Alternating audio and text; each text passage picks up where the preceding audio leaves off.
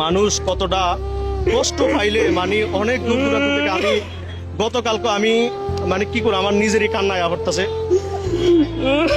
মানে কতটা স্বপ্ন নিয়ে মানে অনেক দূর দূরান্ত থেকে মানুষ গরু নিয়ে আসে যে অনেক দেনা ছিল ওই গরুটা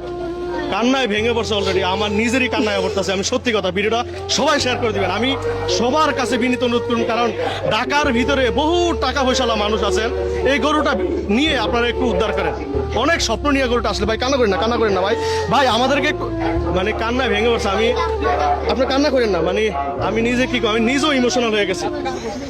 আমি নিজেও ইমোশনাল হয়ে গেছি ভাই বসেন ভাই আমার মতন লোক যিনি আর এরকম ভুল না করে এত বড় গরু আর কেউ চিনে না বানায় ভাই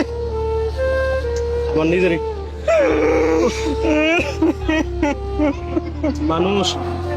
আপনারা সবাই ভিডিওটা শেয়ার করে দেবেন আমি আপনাদের কিচ্ছু চাই না জীবনে বহুত ভিডিও করছি এই ভিডিওটা এমন ভাবে শেয়ার করবেন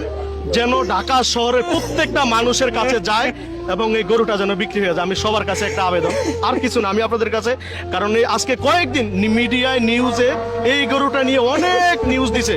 গরুটা এখনো বিক্রি হয়নি পাবনার সম্রাট আমরা স্ক্রিনে নাম্বার দিয়ে দেবো আপনারা একটু যোগাযোগ করেন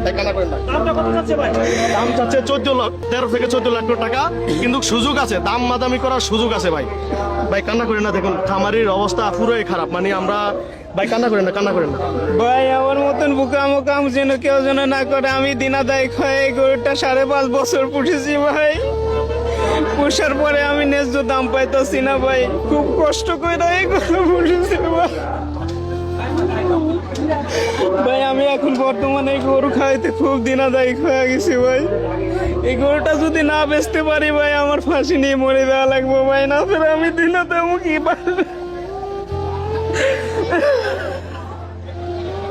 কি বলবো মানে ভাষা খুঁজে পাচ্ছি না আসলে আমি আমার নিজের কথা যদি চিন্তা করি একটা গরু লালন পালন করার পর যদি একটা আশায় থাকি যে গরুটা বিক্রি করব অনেক দামে বিক্রি করব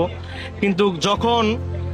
গাবতলীর হাট আপনারা জানেন বাংলাদেশের সবচেয়ে বড় হাট গাবতলী হাট এখানে যদি আনার পরে যদি এইভাবে কান্না করে তাহলে মানুষের মন থেকে এই বড় গরু একসময় উঠে যাবে লালন পালনই করবে না মানুষের মন থেকেই উঠে যাবে